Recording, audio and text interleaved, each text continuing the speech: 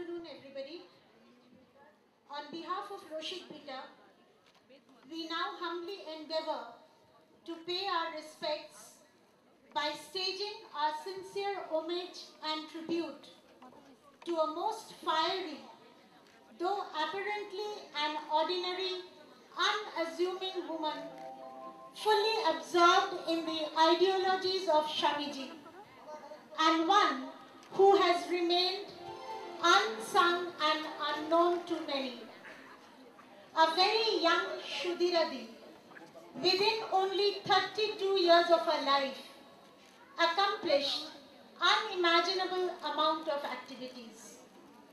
Though we have drawn some similarities with Jonathan Livingstone Seagull, Shudiradi remains her own comparison.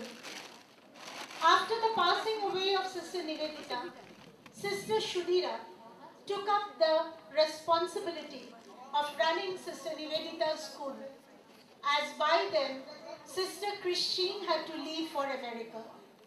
She silently and assiduously led a group of dedicated young women who later became the stalwarts of Sri Sharada Math, and with one of them becoming the first president of the Math.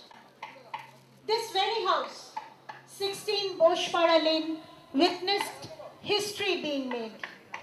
It not only became the center for education and progress of women, but the cradle of the present Sri Sharada Math. Hardly 40 steps from where we stands this house, which has been declared Grade 1 Heritage Building, and which is being restored and rebuilt as a museum in memory of Sri Sri Ma, Sister Nivedita, Sister Christine, and Sister Shudira, and also as a research center. This house had brought about a revolution in the thinking and lifestyle of women in the 19th century, and in inspiring the national movement and bringing about a change in very many aspects of life. Needless to say, it shall still pave the way for the present generation and generations to come. I would like to conclude by reminding all sitting here that even as we sit here, we should not forget that we are treading on hallowed grounds. As we draw a circle of about 2 kilometers from here, we stand on the epicenter of the Sri Ramakrishna, Ma Sharada and Swami Vivekananda movement. Welcome all to this blessed place. স্বামী বিবেকানন্দের সার্ধ জন্ম শতবর্ষের সমাপ্তি পর্বে তাঁরই ভাবধারায় প্রাণিত এক অনন্য সাধারণ তেজস্বিনী নারী ভগিনী সুধীরার জীবনী চলচ্চিত্রের পাশাপাশি নাট্যাভিনয়ের মাধ্যমে তুলে ধরে আমরা তাকে নিবেদন করব আমাদের শ্রদ্ধাঞ্জলি। ভগিনী সুধীরার মাত্র ৩৩ বছরের জীবনকালে তিনি যা করে গেছেন তা অকল্পনীয়। শ্রী সারদা মঠ গড়ে ওঠার ক্ষেত্রে তাঁর যে গুরুত্বপূর্ণ ভূমিকা রয়েছে তা লোকচক্ষুর আড়ালেই থেকে গেছে।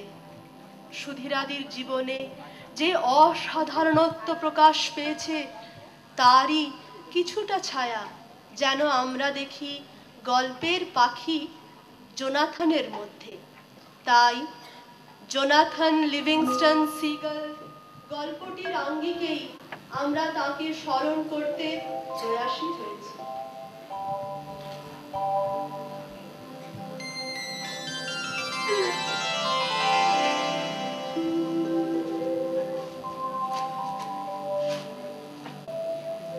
নীল আকাশের বুকে ডানা মেলে উড়ে চলেছে এক শঙ্খচিল বা সিগাল। উড়তে উড়তে সে চালাচ্ছে নানা পরীক্ষা নিরীক্ষা। কিভাবে তাড়াতাড়ি আরো তাড়াতাড়ি উড়তে পারা যাবে, মেঘের সারি ছাড়িয়ে পৌঁছানো যাবে অনেক উপরে, নির্মল মেঘহীন স্বচ্ছ আকাশে। আবার সেখান থেকে পর মুহূর্তে অনায়াস ভঙ্গিমায় স্বচ্ছন্দে নেমে আসা যাবে অনেক নিচে নীল সাগরের কোলে। পাখিটির নাম জোনাথন, জোনাথন লিভিংস্টন সিগাল।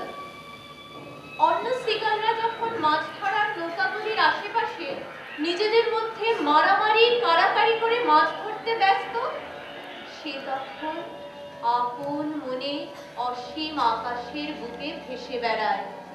তার শুধু বারবার মনে হয় ওড়ার প্রয়োজনীয়তা কি শুধুই খাবার সংগ্রহের জন্য? তার মধ্যে যে অসীম ক্ষমতা রয়েছে তা কি সামান্য কাজেই শেষ হয়ে যাবে? অন্যান্য সিগালদের সঙ্গে সে যেন নিজেকে কিছুতেই মানিয়ে নিতে পারে না। Jonathan was no ordinary bird. Most gulls don't bother to learn more than the simplest facts of flight. How to get from shore to food and back again. For most gulls, it is not flying that matters, but eating. For this gull though, it was not eating that mattered, but flight. More than anything else, Jonathan Livingston Seagull loved to fly. American লেখক এবং নৌবাহিনীর চালক Richard বাকের এক অনবদ্য সৃষ্টি এই Jonathan Livingstone seagull. গতানুগতিক জীবনযাত্রা জোনাথনকে ধরে রাখতে পারেনি। তার মধ্যে যে অসীম ক্ষমতা রয়েছে তা আবিষ্কারের সাধনায় মগ্ন হয়ে সে অনুভব করেছিল অপার আনন্দ।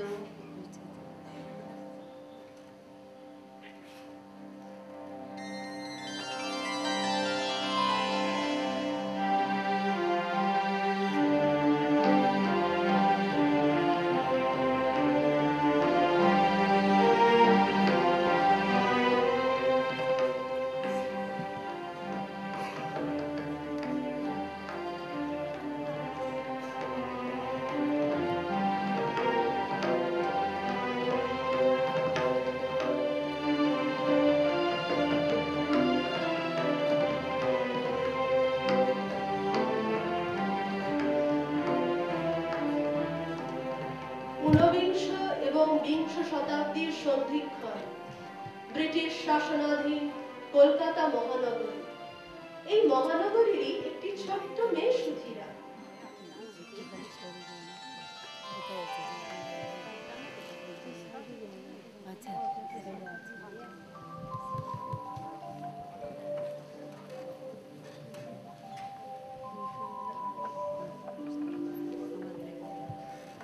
এই তো মিঠু, এসে গেছিস? আজ এত দেরি হলো যে? চল চল তাড়াতাড়ি চল, এক্ষুনি স্কুলের প্রেয়ারে ঘন্টা পড়ে যাবে। কি রে, তোর বুঝি শরীর ভালো নেই? ওমা, কাঁদছিস কেন? কি হয়েছে? আমার আর স্কুলে যাওয়া হবে না রে সুধীরা।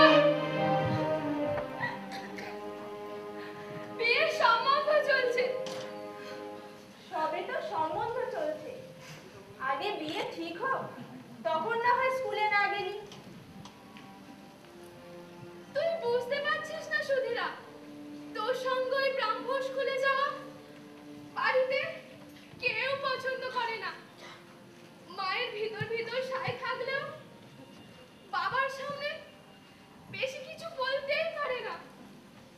আর মেয়ে ব্রাহ্মণ স্কুলে যায় শুনলে মেয়েকে নাকি কেউ ঘরেই নেবে না। যা, কি যে বলিস! এই তো সেদিন বাবার চিঠিতে পড়ছিলাম, মেয়েরা শিক্ষিত না হলে পরিবার বা দেশের উন্নতি সম্ভব নয়। মেয়েরা পড়াশোনা না শিখলে সমাজের উন্নতি হবে কি করে? আজ বাবা বেঁচে থাকলে মেয়েদের শিক্ষার জন্য নিশ্চয়ই কিছু একটা ব্যবস্থা করতেন। অত সহজ নয় রে সুধীরা। সমাজ এসব মেনে নেবে কেন? আর প্রতিবাদ করলে তো এক ঘরে করে দেওয়া হবে। সারা জীবন সেই চার দেয়ালের মধ্যে থেকে ঘর সংসার করা আর সব কিছু মুখ বুজে সহ্য করা ছাড়া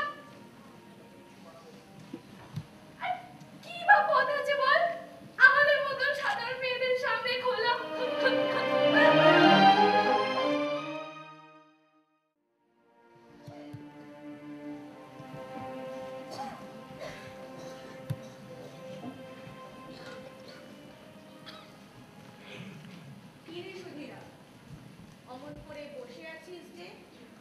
আজ স্কুলে যাসনি? আচ্ছা দাদা, মেয়েদের সামনে কি একটাই পথ? সারা জীবন চার দেয়ালের মধ্যে বন্দি হয়ে কি করে থাকবো ভাবতেই পারি না। এই কথা জিজ্ঞেস করছিস যে? এই তো মিঠুর সঙ্গে স্কুলে যাব বলে বসেছিলাম, কিন্তু জানো ও আর স্কুলে যাবে না।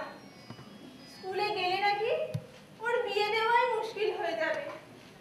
তুই কিন্তু পড়াশোনা করবি, মানুষের মতন মানুষ হবি। বাবার কত ইচ্ছে ছিল মেয়েকে লেখাপড়া শেখাবেন, মেয়ে যাতে নিজের পায়ে নিজে দাঁড়াতে পারে। দাদা তোমরা বন্ধুরা মিলে যেমন দেশের উন্নতির জন্য কাজ করো, আমারও তেমন করতে খুব ইচ্ছে করে। সে তো অবশ্যই। স্বামীজি মেয়েদের ওপরে কত আশা ভরসা ছিল। বলতেন 500 পুরুষ মিলে কয়েক বছরে যারা করতে পারবে, 500 মেয়ে মিলে কয়েক সপ্তাহে তা করে ফেলবে। সত্যি স্বামীজির কথা বলতেন? মেয়েদের ওপর তার এত আশা ভরসা? হ্যাঁ, আমিও সে কথাই বিশ্বাস করি। স্বামীজি যে ভবিষ্যৎ দ্রষ্টা ছিলেন।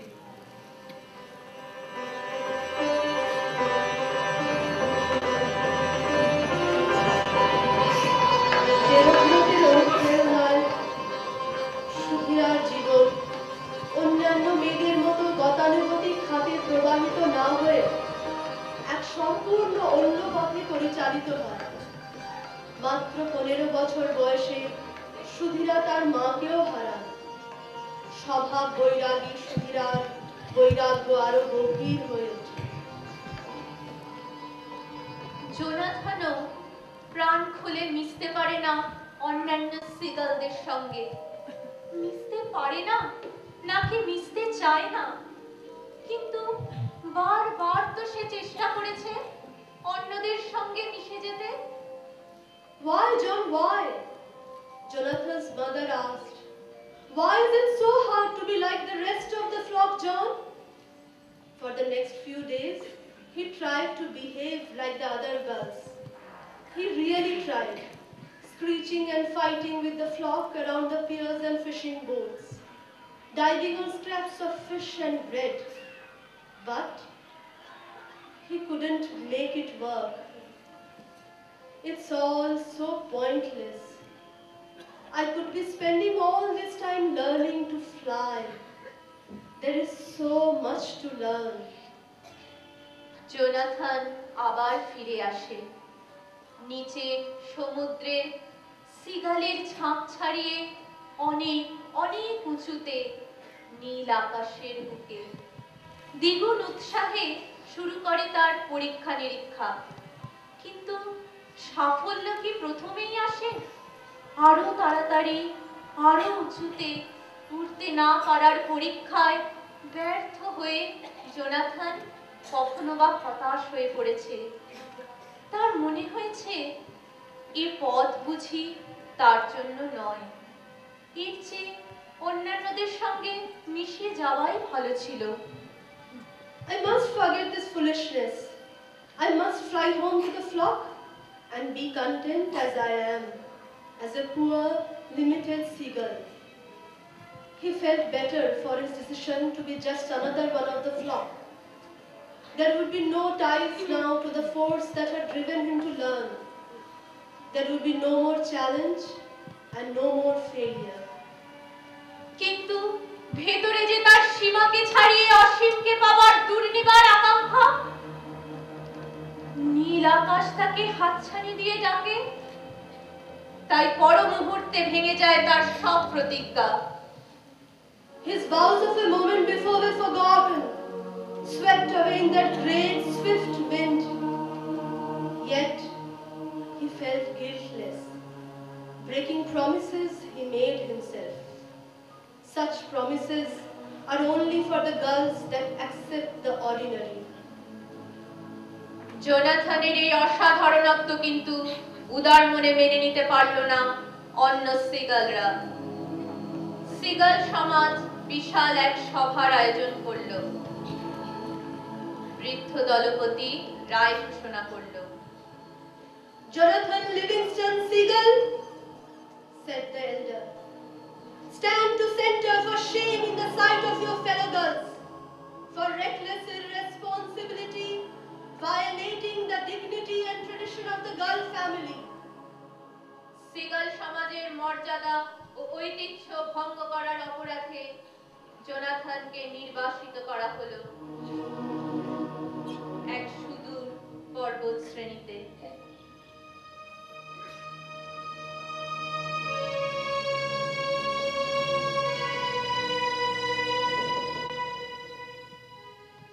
সুধীরাদিও সমাজের চিরপরিচিত জীবনযাত্রা থেকে ধীরে ধীরে নিজেকে সরিয়ে এনেছিলেন। এ যেন ছিল তার স্বেচ্ছা নির্বাসন। তার সবসময়ের ঘনিষ্ঠ সঙ্গিনী ছিল তারই এক পিস্তুত বোন।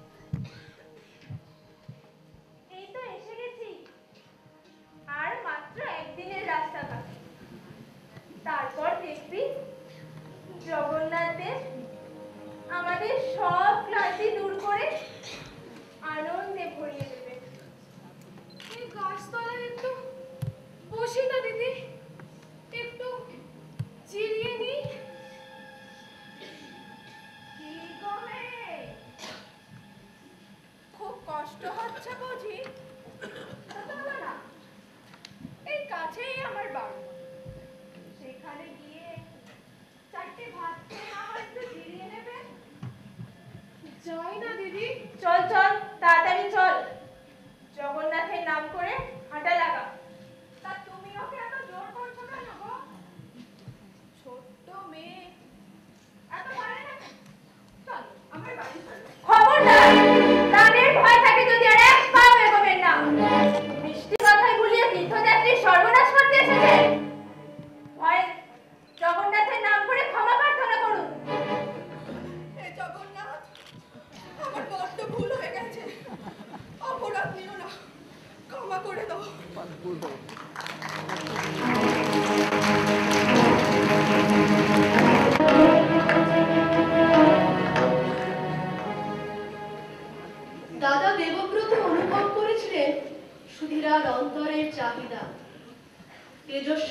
সুধীরা যাতে অন্যভাবে তার জীবন অতিবাহিত করতে পারেন, তারই প্রচেষ্টায় দাদা দেবব্রত তাকে একদিন দিয়ে গেলেন নিবেদিতা বিদ্যালয়ে।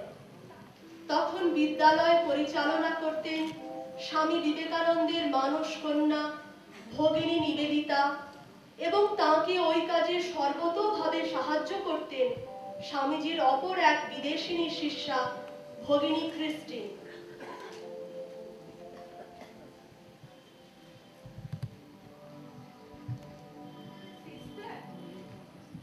এই আমার বোন সুধীরা, ওকে আপনাদের কাছে নিয়ে এলাম। আপনাদের কাজে যদি কিছু সাহায্য করতে পারে। দেখেছো ক্রিস্টি, ভারতীয় মেয়েদের শিক্ষার ভার নিতে এগিয়ে আসছে। স্বামীজি তো এটাই চেয়েছিলেন। স্বামীজির স্বপ্ন এইবার তবে সার্থক হবে। সে তো নিশ্চয়ই। আমি তাহলে এখন আসি সিস্টার। এসো সুধীরা, তুমি আমার সঙ্গে এসো।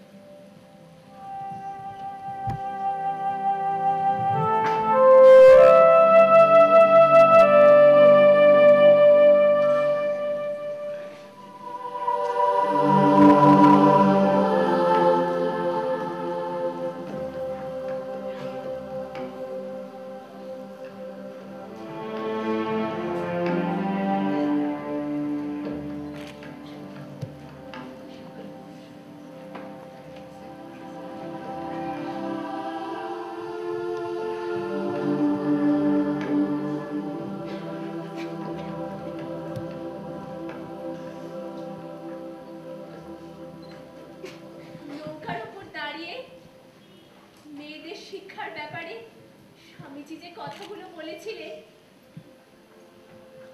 সেগুলো আজকে বড্ড মনে পড়ছে। জানো মার্গা, কয়েকটা খাঁটি চরিত্রের মানুষ নিয়ে পৃথিবীর ইতিহাস। একটা মানুষও যদি খাঁটি হয় মার্গা, তাহলে জগৎ আপনি তার পদানত হয়। স্বামীজি, আমি আপনাকে এই কাজে সাহায্য করব।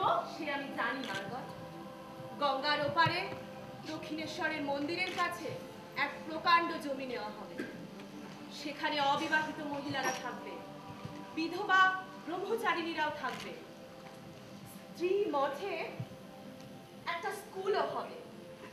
সেখানে ধর্মশাস্ত্র, সাহিত্য, ব্যাকরণ, কিছু পরিমাণ ইংরেজি শিক্ষাও দেওয়া হবে। কিন্তু এত ছাত্রী কোথা থেকে আসবে স্বামীজি? কেন? আশপাশের গ্রাম থেকে আসবে, আর তারাই তোমার ছাত্রী হবে। তোমার ছাত্রীদের মধ্যে যারা চিরকুমারী ব্রত অবলম্বন করবে, তারা এখানে থেকেই মঠের শিক্ষয়িত্রী হয়ে উঠবে আর মেয়েদের শিক্ষা বিস্তারের যত্ন নেবে।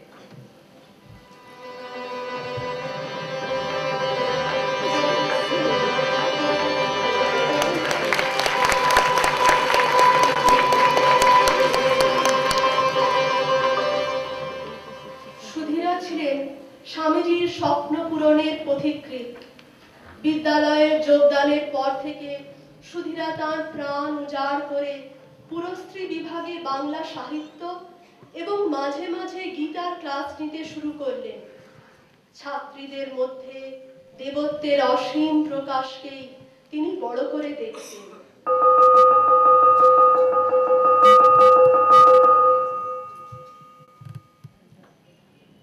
নতুন দিদিমণি আমাদের কি সুন্দর পড়ান না।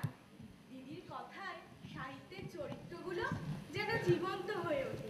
মনে হয় চোখের সামনেই যেন সব কিছু দেখতে পাচ্ছি। কালকে দিদি কি পড়ালেন রে? রামায়ণে সীতার কথা বলছিলেন। কোথা দিয়ে যে সময় কেটে গেল কিছুই বুঝতে পারলাম না। জানিস, গতকাল আমার কোলের ছেলেটার খুব জ্বর। স্কুলে আসতেই পারলাম না। তা আজকে আসতেই দিদি ওর খোঁজ খবর নিচ্ছেন। ছেলেটার জন্য আমার থেকে দিদির চিন্তাই যেন বেশি। সত্যি সুধীরা দি আমাদের কি ভালোই না বাসেন। তার কথায় মনে হয় আমরা যেন বাঘের মুখেও চলে যেতে পারি। সুধীরাদি যেন জাদু জানে। একদিন স্কুলে আসতে না পারলে মনটা কেমন যেন হতে থাকে। থাকতে ইচ্ছা করে না। তাছাড়া এখানে এসে আমরা কত কি না জানতে পারি, দেশ বিদেশের কত রকমের ঘটনা। আর সিস্টারও কি যত্ন করে আমাদের হাতের কাজ শেখান। ওনার কাছেই তো আমার আলপনা দেওয়ার হাতে করি।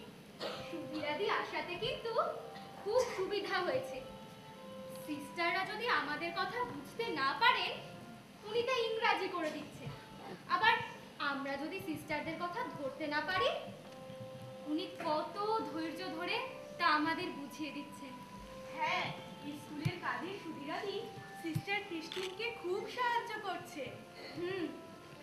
আসলে সিস্টার নিবেদিতা তো আর আগের মতো অত সময় দিতে পারেন না, তাই সিস্টার ক্রিস্টিনকে একা সবটা সামলাতে হচ্ছিল।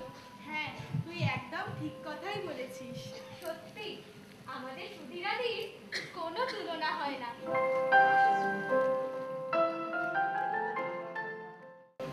বিদ্যালয়ের পরিচালনার কাজে সুধীরাদি ধীরে ধীরে দুই সিস্টারের ডান হাত হয়ে উঠলেন। কাজকর্মের পাশাপাশি জীবনপথে চলার সময়োপযোগী পথনির্দেশও পেতে লাগলেন তাদের কাছ থেকে। তাদের সাহচর্যে সুধীরাদির জীবন গড়ে উঠতে লাগলো শ্রী রামকৃষ্ণ বিবেকানন্দ ভাবধারায়।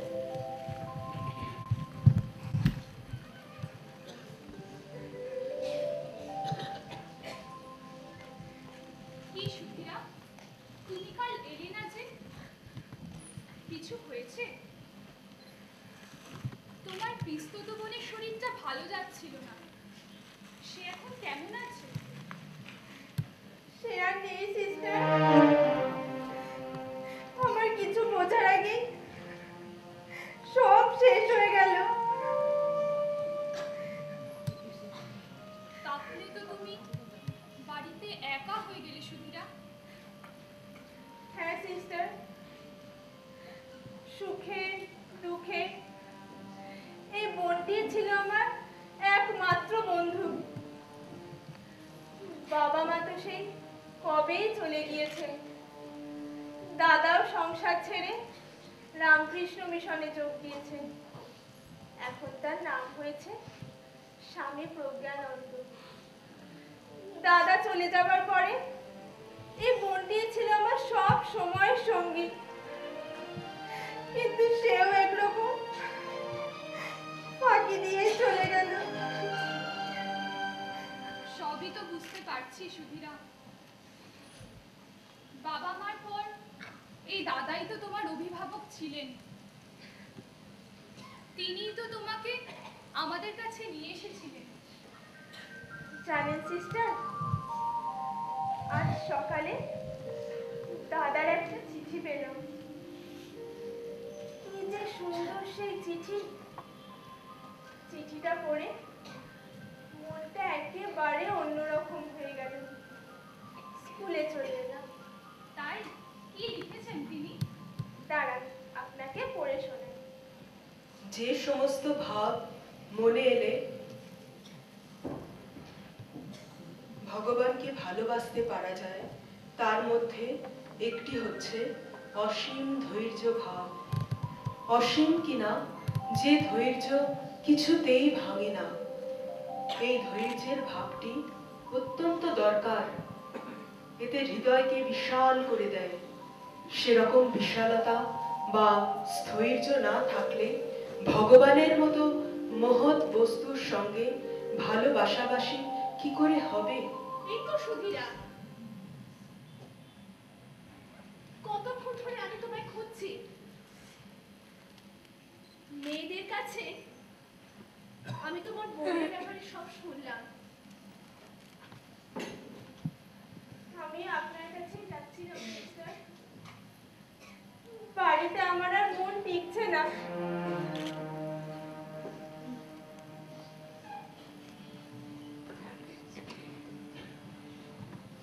আচ্ছা ক্রিস্টি, হ্যাঁ, সুধীরাকে একবার মাতা দেবীর কাছে নিয়ে গেলে হয় না? সুধীরা, তুমি মাতা দেবীর কাছে যাবে। একমাত্র মাতা দেবী পারেন জানো এ সময় তোমায় সান্ত্বনা দিতে। মাতা দেবী কে সিস্টার? মা সারদা দেবী, রামকৃষ্ণ পরমহংস দেবীর স্ত্রী। মাতা দেবী এই কিছুদিন হলো বাগবাজারে এসে আছেন।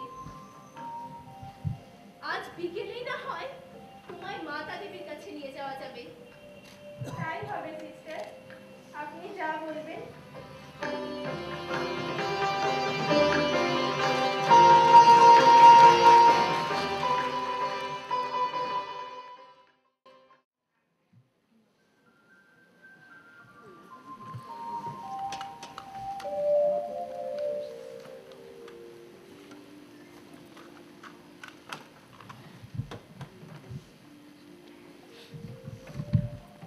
মাতা দেবী,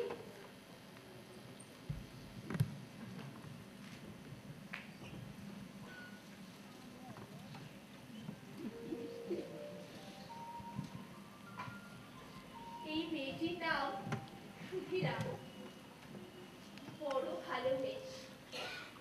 বিদ্যালয়ে মেয়েদের পড়াশোনা থেকে সমস্ত রকম দেখাশোনা ও মন প্রাণ দিয়ে করে। ঠাকুর এসেছেন, এখন মেয়েরা জাগবে। ঠাকুর কি শুধু পুরুষদের জন্য এসেছেন? মেয়েদের জন্য এসেছেন। মা, আমার খুব ইচ্ছে মেয়েদের শিক্ষার জন্য, মেয়েদের উন্নতির জন্য স্বামীজি যেভাবে চিন্তা করে গেছেন আমিও সারা জীবন সেভাবেই কাজ করে যাব। কিন্তু খুব ভালো কথা মা। নরেন আজ থাকলে এ কথা শুনে কত খুশি হতো। মা, আশীর্বাদ করুন যাতে সমস্ত দিন সমস্ত কাজের মধ্যে এই চিন্তা থাকে, আর যেন এই বিশ্বের ছবিতে সেই বিশ্বনাথকে দর্শন করতে পারি।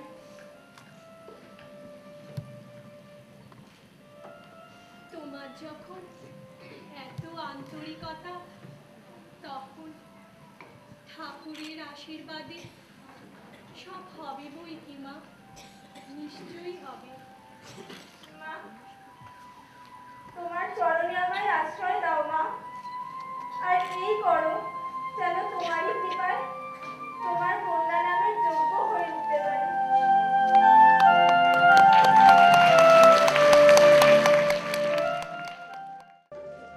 মার কাছে মহামন্ত্র লাভ করে সুধীরাদি মাতৃভাবে বিভোর হয়ে গেলেন। দীক্ষার পর কাজকর্মের পাশাপাশি সুধীরা ডুবে যান নিভৃত গভীর সাধনায়। ফিরে আসা যাক আমাদের গল্পে। সমাজ থেকে নির্বাসিত হয়ে সুদূর পর্বত শ্রেণীতে একা একা কি করছে সিগাল জোনাথন? সে এখন ব্যস্ত তার নিজস্ব পরীক্ষা নিরীক্ষায়। একদিন যখন সে নীল আকাশে ডানা মেলে উঠছে, হঠাৎই সে দেখল তার দুপাশে উঠছে দুটি সিগাল। তাদের দেহ যেমন জ্যোতির্ময়, ওড়ার ভঙ্গিমাও তেমনই সাবলীল, সুন্দর। সুধীরাদিকে যেমন ভগিনী নিবেদিতা ও ভগিনী ক্রিস্টিন নিয়ে গিয়েছিলেন তার ইষ্টের সন্ধানে শ্রীমা সারদা দেবীর কাছে, তেমনি এই দুই জ্যোতির্ময় সিগাল জোনাথনকে নিয়ে গেল এক অন্য অপার্থিব রাজ্যে। এই নতুন জগৎ যেন জোনাথনের স্বর্গ। এখানে সে দেখা পেল একজন সুঅভিজ্ঞ দরদি সিগালের, যার নাম চিয়াং। চিয়াংয়ের কাছে সে আরো গভীরভাবে সব কিছু শিখতে শুরু করলো। চিয়াং জোনাথনকে শেখালো, Any number is a limit, and perfection doesn't have limits. Perfect speed, my son, is being there. Without warning, Chiang vanished and appeared at the water's edge 50 feet away, all in the flicker of an instant. Then he vanished again and stood in the same millisecond at Jonathan's shoulder. "It's kind of fun," he said. শিক্ষা পর্ব শেষ করে চলে যাওয়ার আগে Chiang জোনাথনকে দিয়ে গেল তার শেষ উপদেশ। ভালোবাসো জোনাথন, শুধু ভালোবাসো। Keep working on love. গুরুর আদেশ শিরোধার্য করে জোনাথন আবার নেমে এলো তার চিরপরিচিত পৃথিবীতে। সাহায্যের হাত বাড়িয়ে দিল তারই মতো অন্যান্য সিগালদের দিকে, যারা তারই মতো খুঁজে পেতে চায় নতুন পথের দিশা। কিন্তু যারা নিজেদের সীমাবদ্ধ গণ্ডি ছেড়ে বেরোতে চায় না, নীল আকাশের অসীমতা যারা কোনোদিন অনুভব করতে চায় না, তাদের কি হবে? কি হবে সেই সব সিগালদের? মাছ ধরার নৌকার আশেপাশে খাবারের টুকরো নিয়ে ঝগড়া করে যাদের দিন কাটে? জোনাথনের মন করুণায় ভরে উঠল এদের জন্য। তার শিষ্যদের নিয়ে সে ফিরে চলল সেই সমুদ্রের তীরে, যেখানে কেটেছে তার ছেলেবেলার দিনগুলো। দলের অন্যান্য সিগালরা অজানা আশঙ্কায় প্রথমে বিরোধিতা করলেও ধীরে ধীরে পেতে লাগলো আনন্দের আশ্বাস। সাধারণকে ছাপিয়ে অসাধারণকে, সীমাকে ছাড়িয়ে অসীমকে পাওয়ার অপার আনন্দ। এক এক করে তারা জোনাথনের শিষ্যত্ব গ্রহণ করতে লাগলো। তারপর নিজেরই এক সুযোগ্য শিষ্যের হাতে এদের তত্ত্বাবধানের ভার দিয়ে জোনাথন চিরবিদায় নিল। ডানা মেলে উড়ে চলল ঊর্ধ্বতর লোকের উদ্দেশ্যে, অনন্তের পথে।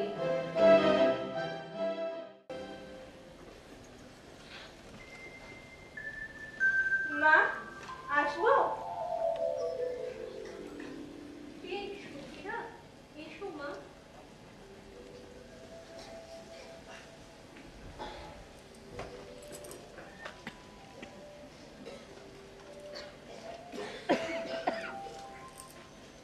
অনেকদিন পরে এলে। এরা বুঝি সব তোমার ছাত্রী? হ্যাঁ মা, আমরা তো এবার পুজো এখানে ছিলাম না, তাই অনেকদিন আসা হয়নি। আপনার কৃপায় দক্ষিণ ভারতের সব তীর্থ খুব ভালো দর্শন হয়েছে মা, কোথাও কোনো অসুবিধা হয়নি। তোমাদের সব অল্প বয়স, তাইতে এত দূর গেছো। আমার তো খুব চিন্তা হয়েছিল। ঠাকুরকে খুব করে বলেছিলাম যাতে তোমাদের কোনো বিপদ না হয়। আমার মেয়েরাও রাস্তাঘাটে আমাকে খুব সাহায্য করেছে।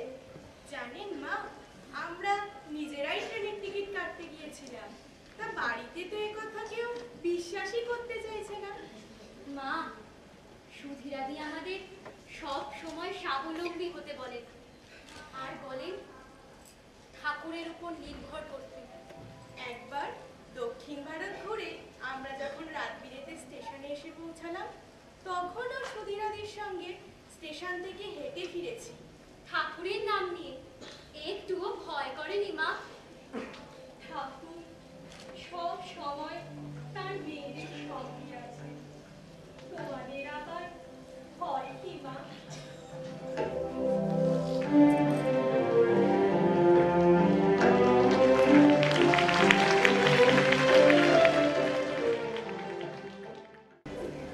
সুধীরাদি ছিলেন স্বামীজির আদর্শে সমর্পিত প্রাণ।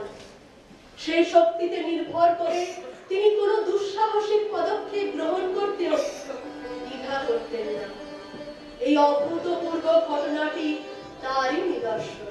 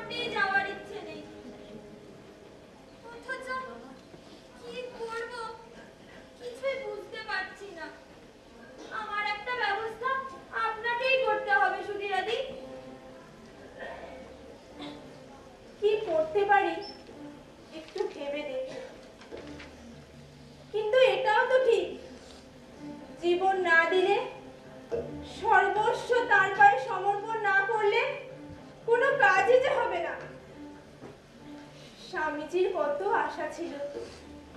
কয়েকজন মেয়ে তাদের সর্বস্ব ত্যাগ করে সমাজে অন্যান্য মেয়েদের শিক্ষার ভার নেবে, কিন্তু কে তার কাজের জন্য জীবন উৎসর্গ করবে? আপনার কথা শুনে স্বামীজির কাজের জন্য জীবন উৎসর্গ করতে আমারও খুব ইচ্ছে করছে, কিন্তু আমার তো হাত পা বাঁধা। আমার একটা ব্যবস্থা আপনিই করে দিন না দিদি। ব্যবস্থা?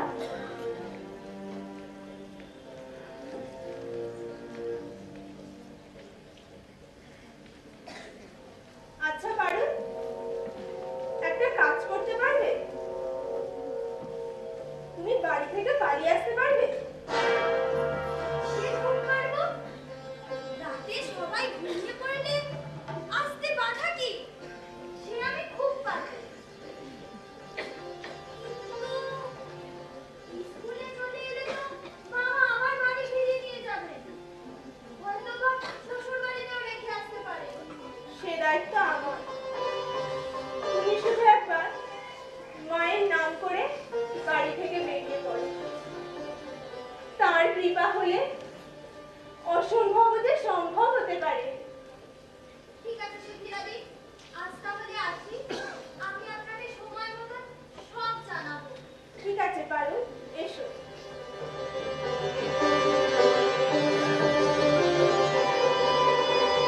ভয় পেও না পারুল, আমি সব ব্যবস্থা করে রাখবো। সুধীরা, তুমি ভুল করছো না তো? ভারতবর্ষ সীতা সাবিত্রীর দেশ। সেই দেশের মেয়ে হয়ে সমস্ত কিছুকে অস্বীকার করে পারুলের চলে আসাটা কি ঠিক হবে? আমারও তাই মত। ঠাকুরকে ঘরে থেকে পারুল সংসার করুক না কেন? বিয়ের পর সংসার ছেড়ে চলে না এলেই ভালো। সংসারে থেকে পারুল হয়তো ভগবান লাভ করতে পারবে, কিন্তু স্বামীজির কাজ তার কি হবে? আর কবে ভারতের মেয়েরা তার কাজের জন্য এগিয়ে আসবে?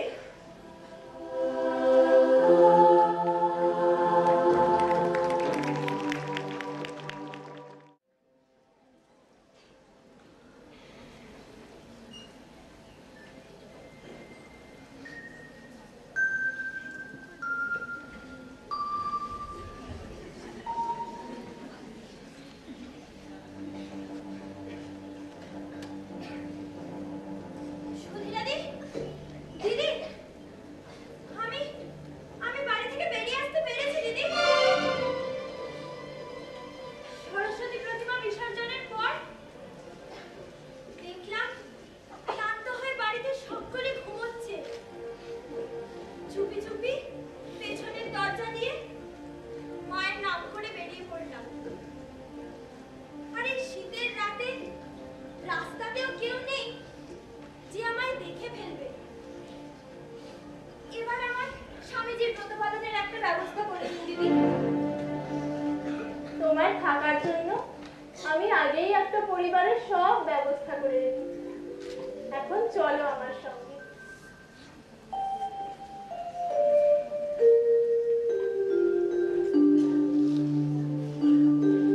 পারুল, ওখানে যদি কেউ তোমার নাম জিজ্ঞাসা করে, তুমি নিজের নাম পারুল না বলে সরলা নামে পরিচয় দেবে। জানি না এভাবে তোমায় আর কতদিন আমি লুকিয়ে রাখতে পারবো। দেখো, খুব সাবধানে থাকবে, আমায় যেন আবার জেল খাটিও না। আমি যথাসাধ্য চেষ্টা করবো সুধীরাদি, যাতে আপনার কোনো বিপদ না হয়। পারুল, তোমাকে এখন মনে খুব জোর করতে হবে। সব সময় মনে রাখবে, শ্রী শ্রী ঠাকুরই এখন একমাত্র তোমার আপনার। সব অবস্থায় কেবল তারই উপর নির্ভর করবে, আর কোনো কিছুই অবলম্বন করবে না। কাল সকালে আমি আবার আসবো, তোমার সঙ্গে দেখা করব। তোমায় নিয়ে মায়ের কাছে যাবো।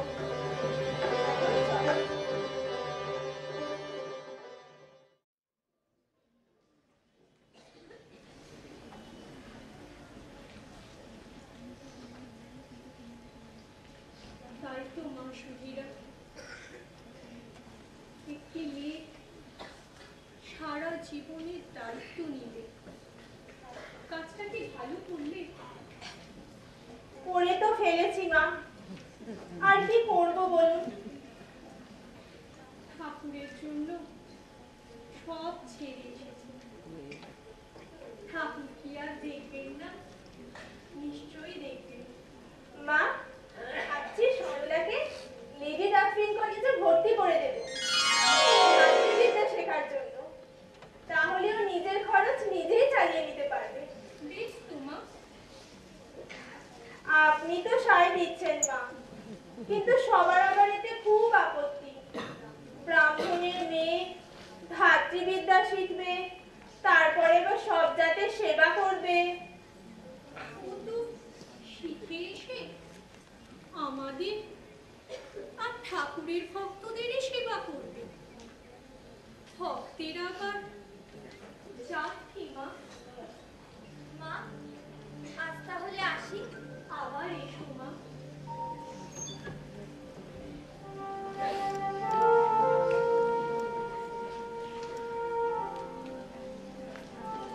চল পারুল, তাড়াতাড়ি চল। সুধীরাদি, মা তাহলে মত দিলেন?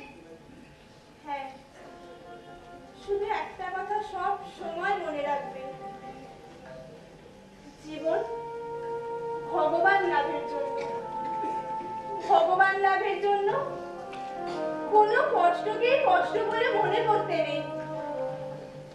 যদি তার কৃপা হয়, কষ্ট আর কষ্ট বলে মনেই হবে না। শ্রী শ্রীমা পরম আদরে সরলাকে নিজের কাছে টেনে নিলেন। তার কাছে মহামন্ত্র লাভ করে ধন্য হলেন সরলা। শুধু তাই নয়, পরবর্তীকালে মায়ের কাছে থেকে মায়ের অক্লান্ত সেবা করে মায়ের ছাঁচে জীবন গড়ে তোলার দুর্লভ সুযোগ পেয়েছিলেন সরলা। ইতিমধ্যে ভগিনী নিবেদিতার আকস্মিক প্রয়াণে সুধীরাদি মানসিকভাবে খুব আঘাত পান, অসুস্থ হয়ে পড়েন। তার অসুস্থতার খবর পেয়ে শ্রীশ্রীমা অধীর হয়ে উঠলেন। তার আরোগ্যের জন্য ঠাকুরের কাছে নিয়ম করে তুলসী দিতেন। একটু সুস্থ হয়ে সুধীরাদি গেলেন মাতৃদর্শনে।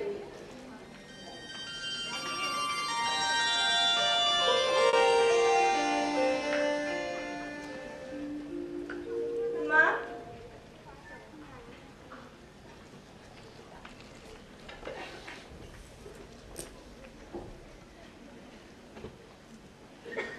সুধীরা, কেমন আছো মা? তোমার জন্য যে বড় চিন্তা হয়েছিল মা। এখন একটু ভালো মা। তাড়াতাড়ি সুস্থ হয়ে ওঠো মা। তোমার যে এখনো কত কাজ বাকি। আর কি কাজ মা? সেদিন স্বপ্নে ঠাকুরকে দেখলাম, ঠাকুরও এই একই কথা বললেন। ঠাকুর কি স্বপ্নে দেখলে? তা কি বললেন ঠাকুর? দেখলাম ঠাকুর এক ঘরে সভা করে বসে আছেন। চারপাশে কত ভক্ত, স্ত্রী পুরুষ সবাই। আমায় বললেন, হ্যাঁ রে সুধীরা, আমার একটা কাজ করে আসবি? আমি হ্যাঁ বলতেই বললেন, তবে এই দরজাটা দিয়ে যা।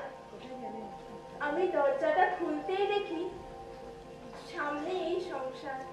তাই তো মা, তোমাকে ঠাকুর সঙ্গে করে এনেছেন।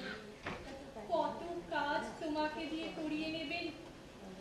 মা, আশীর্বাদ করুন, আমি যেন তার কাজ ঠিক মতো করতে পারি। তা পারবে বই কি মা? মা, আমার ছাত্রীদের আপনার কাছে নিয়ে এসেছি।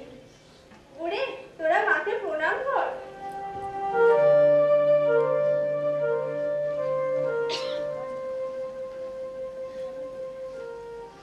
বড় লক্ষ্মী মা তোমার ছাত্রীরা। নিবেদিতা তো চলে গেল, তোমাদের এখন কি করে চলছে মা? আপনার কৃপায় সব চলে যাচ্ছে মা। এই যে মেয়েটিকে দেখছেন, খুব ভালো জামা সেলাই করে। কি রে, তাই না? হ্যাঁ মা। কারোর আবার সূচের কাজও খুব ভালো। এদের করা জিনিস বিক্রি করে কিছু টাকা আসে। শুধু জামা কাপড় বিক্রি করে আর কতই বা হয় মা? মোটামুটি চলে যায় মা। তবে কখনো যদি খুব অসুবিধায় পড়ি, আমি বড়লোকের মেয়েদের গান বাজনা শেখাই। তা থেকে কিছু টাকা আসে।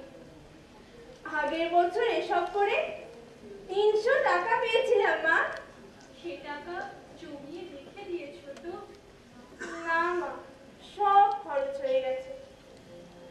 আমরা কয়েকজন মিলে পুজোর ছুটিতে আগ্রা, দিল্লি, হরিদ্বার হয়ে কেদার ও বদ্রীনারায়ণ দেখতে গেছিলাম।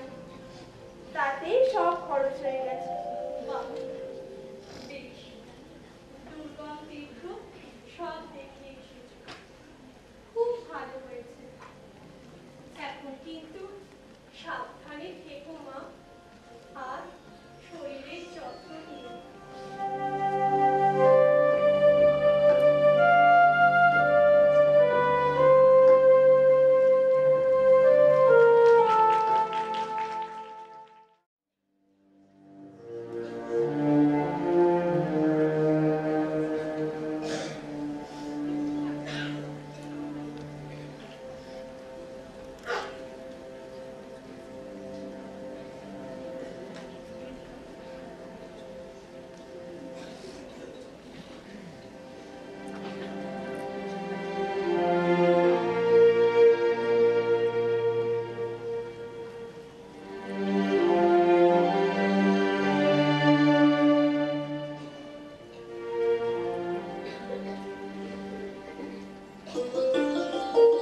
বাহ, কি সুন্দর হচ্ছে কাজগুলো।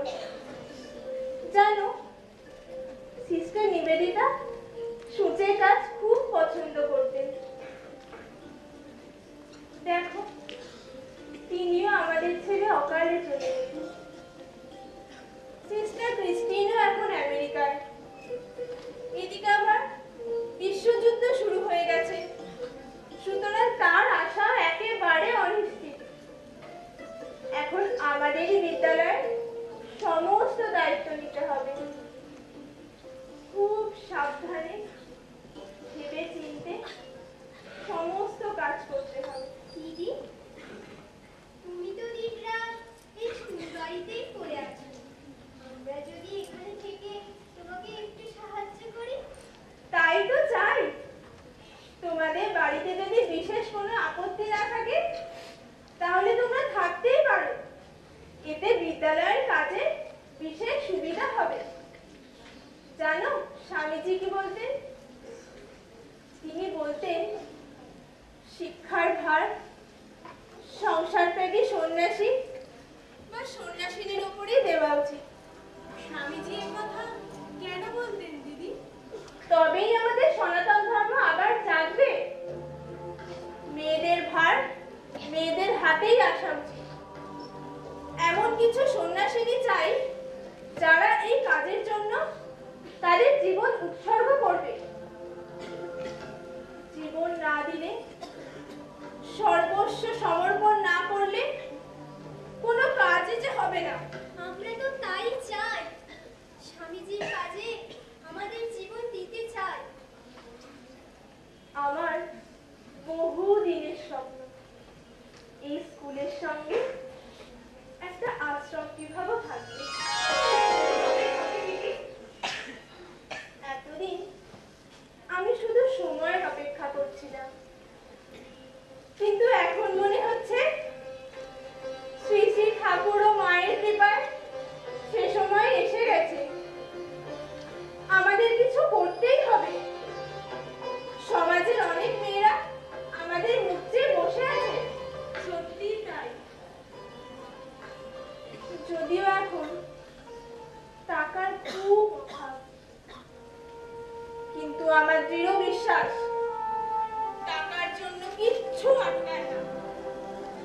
যথার্থ অভাব প্রাণের। আমাদের নিজেদের প্রস্তুত হতে হবে, তাহলেই সব হয়ে যাবে।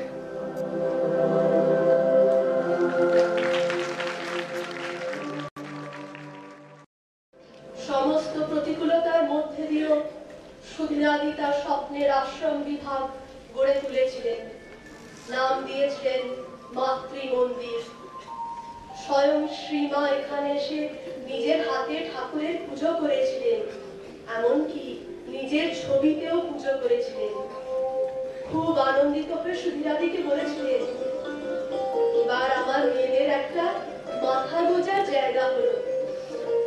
মাতৃমন্দির সুধীরাদির এক অবিস্মরণীয় সৃষ্টি। প্রকৃতপক্ষে এর মধ্যে নিহিত ছিল ভবিষ্যৎ শ্রী সারদা মঠের বীজ। যে মায়ের দিব্য স্পর্শে সুধীরার জীবন পরিচালিত হতো, সেই মায়ের আকস্মিক অন্তর্ধানে সুধীরা অত্যন্ত আঘাত পান। সেই সময় সুধীরাদিকে সব রকম ভাবে সাহায্য করেছিলেন মায়ের সন্ন্যাসী সেবক পূজ্যপাদ স্বামী শারদানন্দজি মহারাজ বা শরৎ মহারাজ।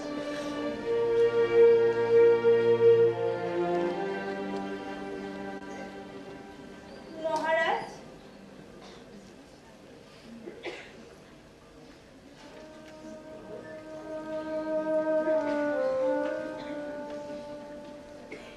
মহারাজ, মায়ের মহাপ্রয়াণে প্রাণটা যেন হু হু করছে মহারাজ।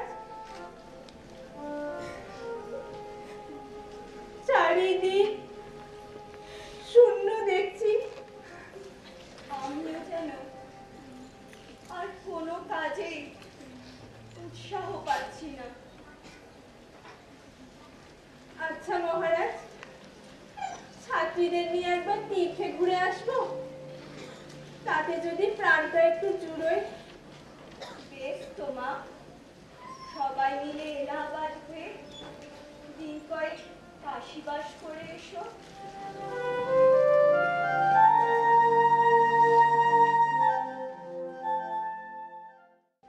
কিন্তু সুধীরাদির আর নিবেদিতা স্কুলে ফেরা হলো না।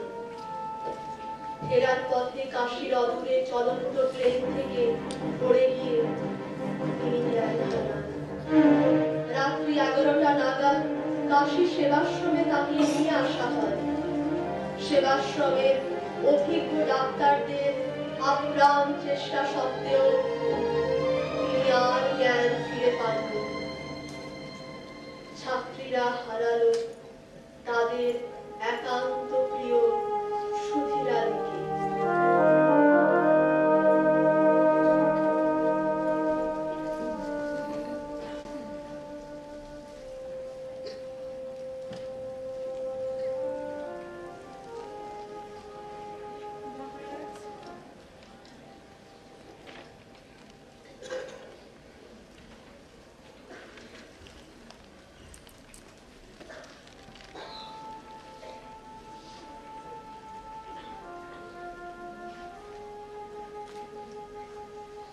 আপনি সব শুনেছেন তো মহারাজ?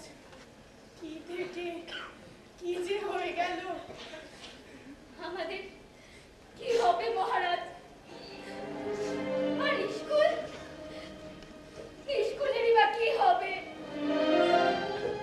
তোমরা শান্ত হও মা। তোমাদের কত ভাগ্য যে সুধীরা শেষ সময়ে তোমরা তার সঙ্গে ছিলে। চোখের নিমেষের মধ্যেই সব কিছু ঘটে গেল মহারাজ। ট্রেন কাশী পৌঁছানোর আগেই দিদি একবার উঠলেন বাথরুমে যাওয়ার জন্যে। আমি দেখলাম দিদি দরজাটা বাইরের দিকে খুললেন। তারপর কি যে হলো, হঠাৎ দেখলাম দিদি বাইরে পড়ে গেলেন। আর কিচ্ছু জানি না মহারাজ, আর কিচ্ছু জানি না। দিদির যে হঠাৎ কি হলো, কেন পড়ে গেলেন, আর কিছুই বুঝতে পারলাম না মহারাজ, কিছুই বুঝতে পারলাম না।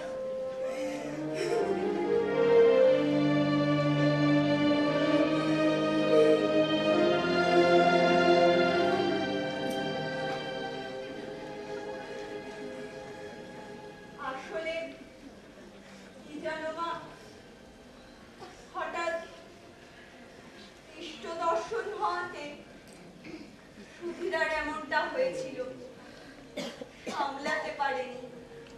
তোমরা বৃথায় কষ্ট পাচ্ছ।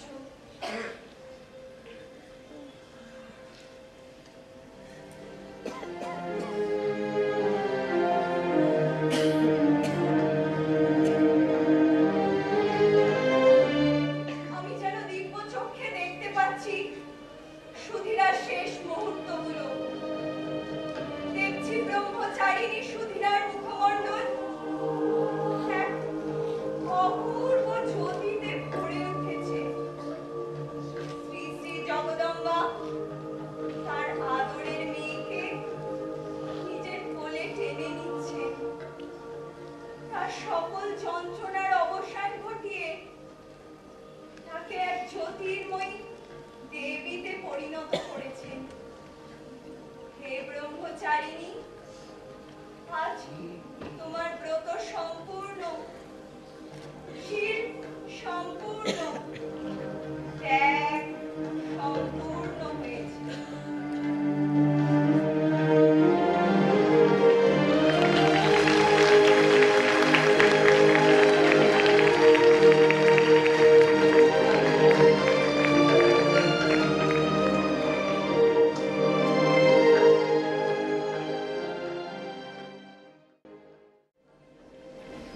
অনন্তের অভিলাষী জোনাথন যাত্রা শুরু করেছিল আরো ঊর্ধ্বে, আরো জ্যোতির্ময় লোকের উদ্দেশ্যে।